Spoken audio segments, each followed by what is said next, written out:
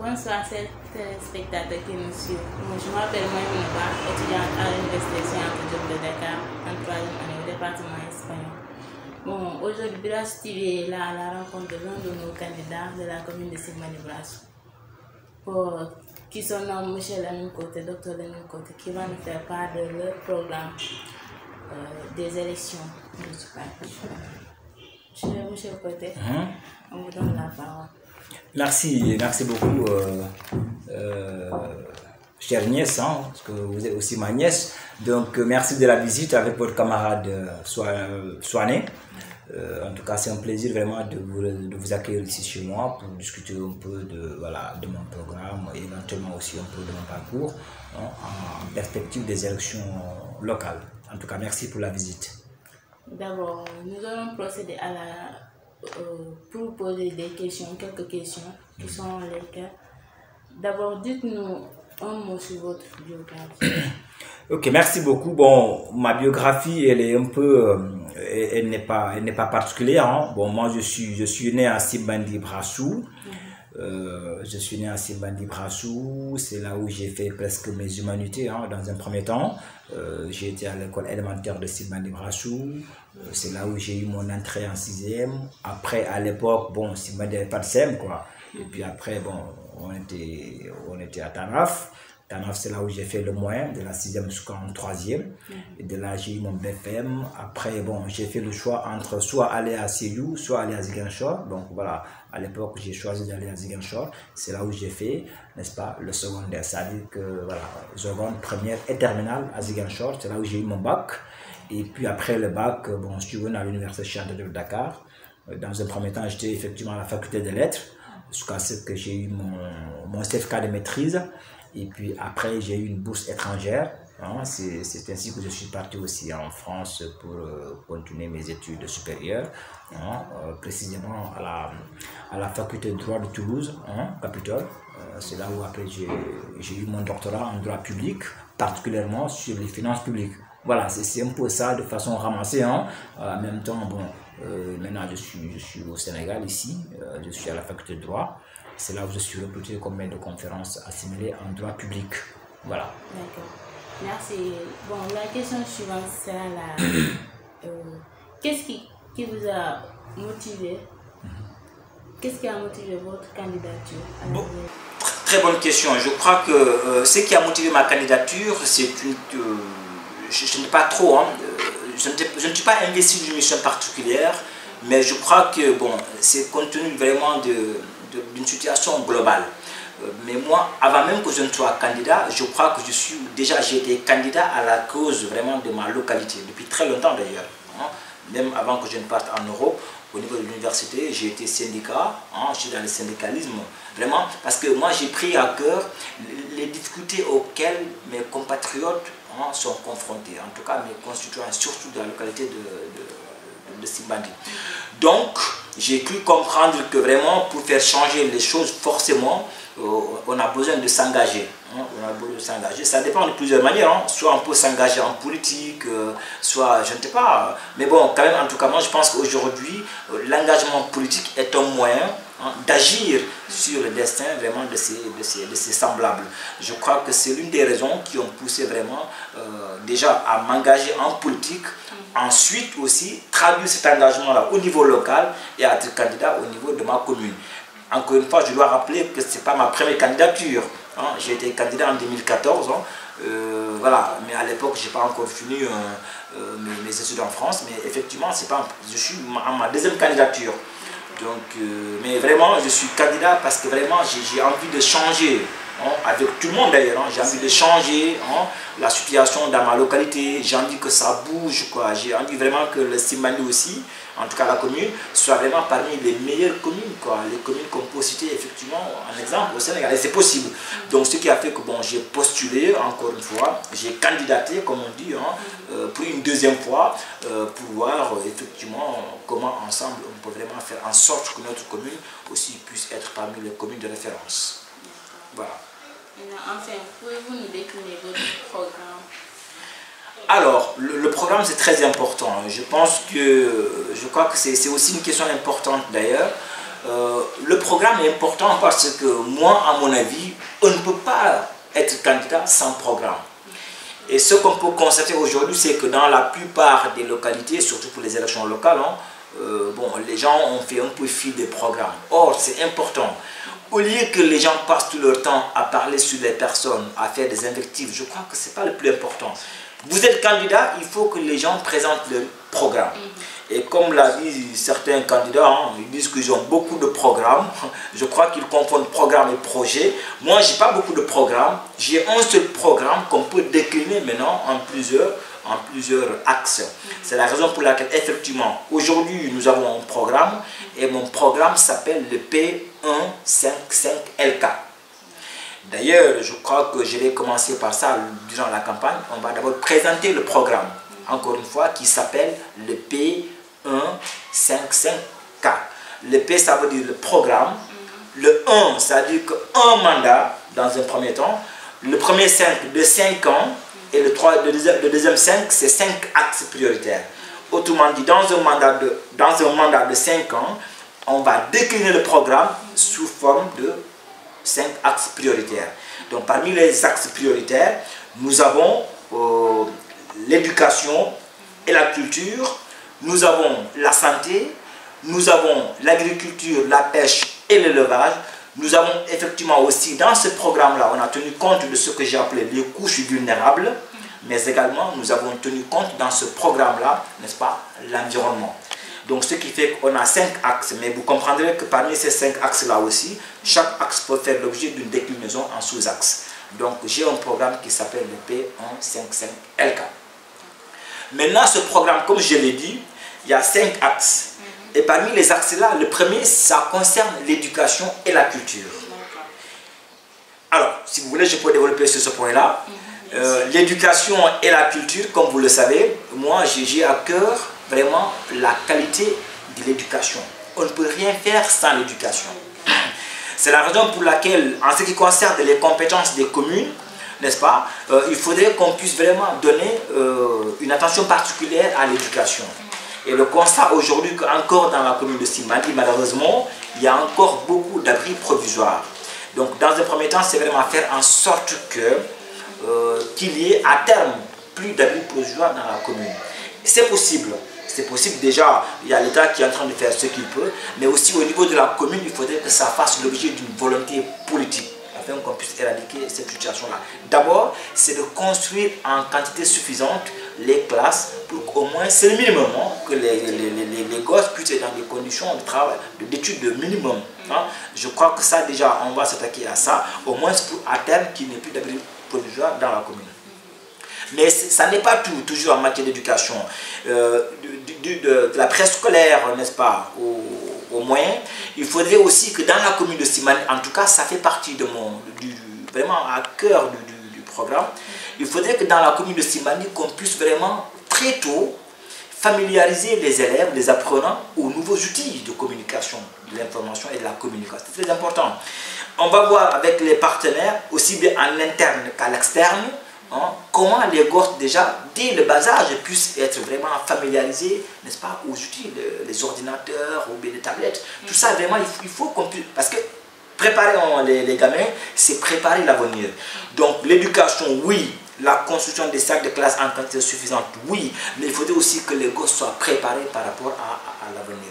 Mais également, toujours dans l'éducation, il faudrait qu'on puisse privilégier, n'est-ce pas, l'accompagnement. L'accompagnement, j'entends, en tout cas, bon, l'éducation de façon générale, hein, voilà, vous savez que dans la commune de Simbandi aussi, où nous avons des étudiants, mais tout ça, il faut qu'on les accompagne par des systèmes de bourse et aussi par des systèmes de prix à l'excellence. Donc tout ça, c'est des questions qui me tiennent particulièrement à cœur concernant l'éducation. Mais comme je l'ai dit, il n'y a pas que l'éducation, il n'y a pas que la culture. Là aussi, on fera la promotion de la culture. Aujourd'hui, tout le monde sait que dans la commune de Simbandi, aujourd'hui, nous avons des jeunes talents. Les jeunes talents, je crois qu'ils ont la volonté, ils ont le talent. Maintenant, ce qui manque, c'est l'accompagnement. Et là aussi, il faudrait qu'on soit à même de les accompagner afin qu'ils puissent aussi compétir aussi bien au niveau interne qu'au niveau international. Donc là aussi, on va vraiment accompagner la jeunesse, en tout cas les acteurs culturels de la commune. Ça aussi, c'est vraiment, ça figure en bonne place dans le programme. Donc ça, c'est le premier axe. Maintenant, le deuxième axe, c'est la santé. Alors, la santé, elle est fondamentale. Vous me direz que bon, sans la santé, rien n'est possible. Et ça, c'est vrai d'ailleurs. Donc, la santé aussi, vous avez constaté certainement que dans la commune de Simbandi, déjà en commençant par Simbandi, qui est le chef-lieu de la commune, le poste que nous avons à Simbandi, ça laisse un peu à désirer. Donc, dans un premier temps, avant même qu'on puisse s'étendre dans toute la commune, ce qui doit se faire d'ailleurs, mais dans un premier temps, d'abord, il faut qu'on essaie de réhabiliter déjà le poste de santé de Simbandi. Il manque de tout. Donc on va s'attaquer rapidement à ce projet-là, réhabiliter le poste de santé de Simbandi, faire en sorte qu'au moins que les femmes qui sont à terme, que les malades puissent être déjà accueillis dans des conditions normales, mais également que les femmes puissent être suivies aussi bien avant, pendant et après l'accouchement. Donc, mais là, ça demande au niveau de plateau médical, n'est-ce pas, très important. Et ça, on va veiller à ça d'abord. Ensuite, il faudrait que le système de santé de la commune puisse être performant. Aujourd'hui, le constat est que dans beaucoup de villages, il y a des cases de santé, mais ces cases ne sont pas opérationnelles. Maintenant, d'abord, il faut faire en sorte que les villages dans lesquels il y a des cases de santé qui ne sont pas opérationnelles, que ça soit opérationnel. Ensuite, faire en sorte, au moins dans chaque village, qu'on puisse avoir quand même une case de santé. Je crois que c'est le minimum qu'on peut faire, n'est-ce pas? Mais également, il y a aussi une question particulière qui me tient à cœur. C'est vraiment la rapidité, dans la rapidité vraiment, ou bien la lenteur, ou bien les lenteurs que nous avons à évacuer parfois, n'est-ce pas, les malades et certaines personnes qui sont en situation. C'est la raison pour laquelle je vais me battre pour qu'au moins, mais je dis bien au moins, que la commune de Simbandi puisse avoir au moins 2 ambulances. Ça n'est pas normal, une commune comme Simbandi, qu'il y ait une seule ambulance, avec bien sûr les sollicitations, donc ça n'est pas normal. Mais je dis bien au moins, mais l'idée c'est vraiment à terme qu'on puisse avoir quand même 2, pourquoi pas 3 ambulances dans la commune de Simbandi, puisque vous savez très bien qu'on est frontalier à la Guinée, il y a des villages comme Dafia, il y a des villages qui sont très loin, mais il faudrait qu'on ait un système décentralisé d'installation d'une ambulance. Pourquoi pas une ambulance à Karombou, une ambulance à Bissassou qui pourrait desservir, n'est-ce pas, les jeunes qui sont frontalières, ainsi de suite. Donc vraiment, ça c'est des questions particulières qui sont là, qui sont bien dans le programme et qu'on va effectivement essayer, Inch'Allah, de réaliser. Maintenant, il n'y a pas que la santé, il y a la santé, mais aussi il y a l'agriculture. Ça aussi, vous le savez très bien. Bon, l'agriculture, maintenant, il faut aller vers une agriculture moderne.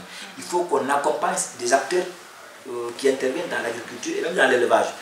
Tout ça, c'est des systèmes, mais aussi, c'est mal, vous le savez très bien. Bon, on a le fleuve, on est bien béni par le ciel. Donc, il faudrait aussi qu'on puisse développer d'autres formes d'aquaculture. Donc, tout ça, vraiment, c'est des choses qui sont dans le programme qu'on va essayer de voir comment viabiliser, comment rendre possible tout cela, n'est-ce pas, avec un accompagnement soutenu.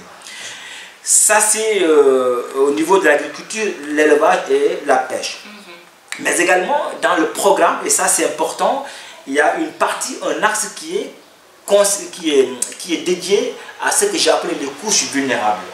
C'est quoi les couches vulnérables? Les couches vulnérables, si vous voulez bien, ce sont les personnes handicapées, les personnes à mobilité réduite, comme on dit. Vous avez les femmes et vous avez les jeunes.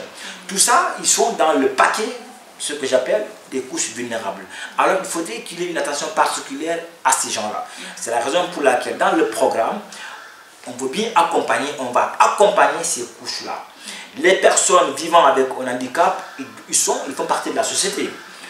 ce sont des citoyens voilà, il faudrait qu'ils aient vraiment les mêmes droits, qu'ils aient accès aux mêmes services. Et là aussi, je crois que ça relève de l'équité.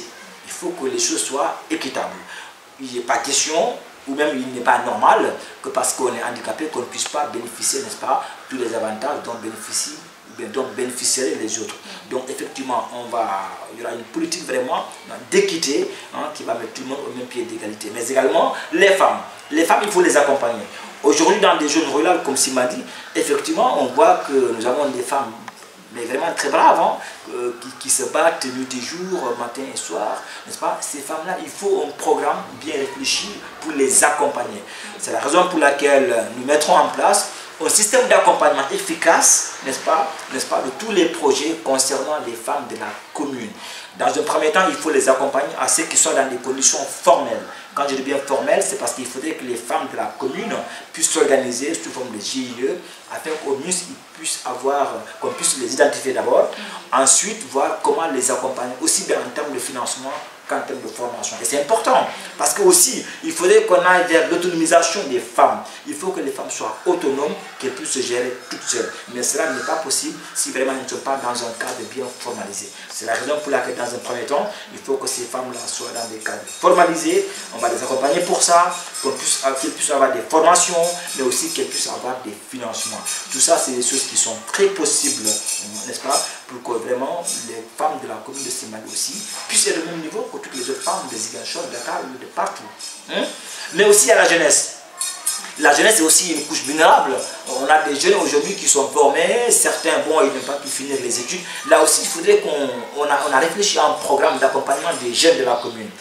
Il y a des jeunes qui ont le bac, mais entre-temps, finalement, bon, par accident de parcours, ils n'ont pas pu continuer les études. Mais c'est là aussi, il faut voir. Non? Il faut vraiment voir comment ces jeunes-là, on va les accompagner au moyen de formation professionnelle. Aujourd'hui, vous le savez très bien, n'est-ce pas, qu'il y a des partenaires. Moi, personnellement, je travaille avec des écoles vraiment qui peuvent m'aider à trouver des bourses de formation professionnelle pour les élèves ou bien pour les étudiants de la commune de Simandi. Donc tout ça vraiment, à défaut d'aller à l'université ou bien avoir sa maîtrise, il faudrait qu'on ait un moyen alternatif de permettre aux jeunes d'avoir au moins un métier. C'est la raison pour laquelle dans le programme, nous avons un métier, un jeune, un métier. Ok, donc là aussi, on va essayer de l'expérimenter, on va essayer de réaliser, Inch'Allah, dans le cadre de nos programmes. Donc ça, ce sont les couches vulnérables. Alors, le dernier axe de mon programme, bon, je vais aller très vite, parce que bon, voilà, je vais aller très vite, mais en tout cas, le dernier axe de mon programme, ça porte sur ce qu'on appelait la commune intelligente. C'est une originalité, mais vraiment originalité. Je l'ai vu nulle part, mais dans le programme, on a inscrit ce qu'on a appelé une commune intelligente. C'est quoi une commune intelligente? Aujourd'hui, vous le savez très bien, on est à l'ère numérique. Donc, il faudrait aussi que la commune de Simandi aussi soit au même niveau que toutes les autres communes. C'est la raison pour laquelle déjà on a conçu un site internet. Si Dieu nous donne la commune, en tout cas on le souhaite, la commune aura un site internet. Et ce site-là, effectivement, sera un instrument de visibilité. De communication, même si je puis dire, n'est-ce pas, entre la commune et l'extérieur. On va mettre en valeur toutes les potentialités de la commune. Quels sont les produits qui sont dans la commune, quelles sont les activités phares dans la commune, tout ça, on va les matérialiser et seront visibles au niveau du site. Mais en plus de cela aussi, on va travailler avec déjà quelques experts sur la question, de sorte qu'on puisse dématérialiser pas mal de choses. Que ça soit au niveau de l'état civil et tout, on va vraiment, on va vraiment aller dans le numérique. On va numériser les actes. Parce que, souvenez-vous, aujourd'hui, on ne le souhaite pas. Mais si jamais la mairie brûlait, on perd tout. Aujourd'hui, il faudrait qu'on ait un système de sauvegarde, n'est-ce pas, de l'état civil et d'autres données à caractère personnel. Tout ça, c'est des choses qui sont prévues dans la commune intelligente. Mais également, on va mettre en place un système de communication entre les administrés et le maire. Okay? Les Simbandois, en tout cas les habitants de la commune de Simandi qui sont dans la diaspora, on va trouver des mécanismes de communication, n'est-ce pas? On peut être en Espagne ou en France, n'est-ce pas? Poser des questions à ce maire qui est à Simandi et qui puisse vous répondre. C'est possible aujourd'hui, donc il n'y a pas de barrière aujourd'hui entre l'Occident, je ne sais pas. Non, ça c'est des choses qui sont réelles, qui sont conçues et qui sont dans mon programme.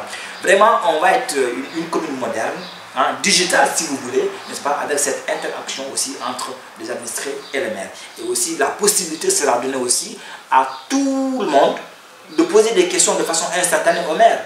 Aujourd'hui vous êtes à Dakar, mais vous posez une question au maire qui est à Simbandi. Il vous répond instantanément, ou alors on va essayer de trouver un créneau où vraiment le maire pourra discuter avec les habitants de la commune qui sont aussi bien au Sénégal ou bien à l'étranger. Donc grosso modo, voici les 5 axes, n'est-ce pas, sur lesquels repose fondamentalement le programme P155L4. Merci, monsieur. Je vous en prie.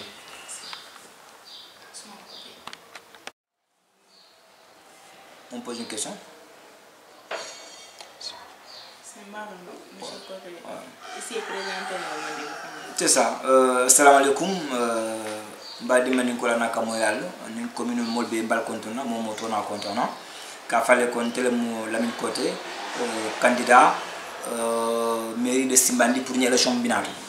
Donc effectivement bien content d'abakele Brassou TV nata janto pour kan ñininka par rapport à na cursus par rapport à na biographie mais aussi par rapport à nos programmes. Vraiment quelqu'un tout cardia il fan par rapport à ça. Bon, je crois que Djamali l'on commune au Konolia, Lamine Koté le mou, voilà, on lutte à Simbandi Brassoulé, on a école élémentaire école tout, après Ntar Tanaf, après Ntar Ziguinchor, Nat Dakar, université, et puis Djamfana, quelques temps après, on a 3 ans, 4 ans le client, après Ntar Europe, 4 ans en France. Voilà, après Fouman Bandidier, j'ai eu mes diplômes, Mouroutanan, actuellement, je suis à l'université Chante de Dakar, département de droit public. Voilà, presque si vous voulez le parcours. Et puis voilà, aller n'y par rapport aussi à politique comme nous avons fait Kafasaro vraiment Kafasaro parce que j'ai compris que nous il y a beaucoup de problèmes. Tu dois dire face à les mots de là. Donc c'est la raison pour laquelle on a 8 ans comme on a fait maintenant Fasaro le politique le fanal Kawili kakelo ke pour na banko yi kawili nga kelo ke pour na banko fana bula nyabo da kono nte pratiquement ni ajibe wala bilindi ko ndum politique ko bi donc vraiment kadum kakelo ke fo mon sati na vraiment nsignolu mbadunu nous commune bulu nyolu vraiment mo be se kairo soto et si et puis fana vraiment kalo mo be la kola. Donc vraiment je crois que voilà que nous politique ko fanfan c'est pas facile parce que politique on n'est pas connaît kabele moyen. Voilà, il y a des gens qui disent que bon, voilà, en politique, mais bon, je les pardonne. Parce que quand même, franchement, si ma commune c'est pas possible. Parce que très sincèrement, c'est pas bien quoi. Voilà, mais au manque de politique, vraiment, politico c'est très bien, mais il faut nga djibé mbakela nya dile il n'a pas pour que banco doku il ba doku nya dibole fola molie hein mais kamul nen kamul khadani tout ça c'est pas intéressant quoi vraiment ni élection banalé en tout cas que le meilleur gagne mon na commune sabu mat almalo ke molie mais quand même ça ne doit pas être une occasion pour moi que des gens kadol nen wala kadol ta kuma fu moi après c'est pas bon. Moi je ne suis pas dans ça. En tout cas na programme comme nya fa na mindron j'ai un programme, on a un programme. Moi, on a P155.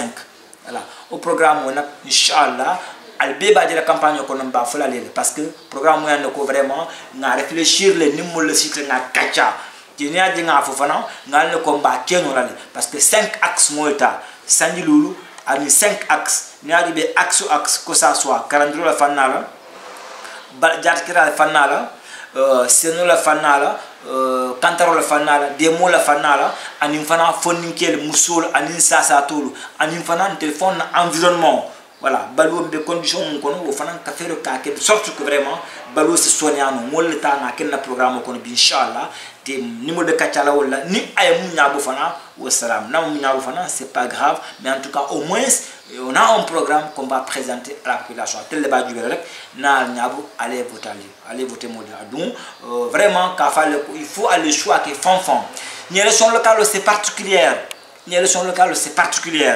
élection moyenne que nous avons choisi comme maire dans une sanju lol betara janto adiati akuyate pendant 5 ans betara sirindane donc c'est très important vraiment il m'a dit mon tombona ali adjubé ali candidat il y a 5 candidats dans la commune ali belonné ali si ali djubé donc momondi candidat mouyena faye wote mais je pense que déjà en tant que des électeurs, à la Dubé, n'est-ce pas, le meilleur candidat. Et puis parmi les candidats, allez à l'honneur. Mais je pense que il peut faire décoller la commune d'un point A vers un point B. Parce que quand même, ni bidanto, ou le manquer non, ou les manques ou le il y a un problème. Je pense que vraiment, ça c'est des questions où ni wado sita fana, à tel le bas du mondial nafa, al mari voté. Vraiment, quand tu kal jayi, à la nation qu'on a dit pour quand interroger par rapport à cette question-là, quand fait que vraiment, si bandi commune en tout cas, un tel mot le suto.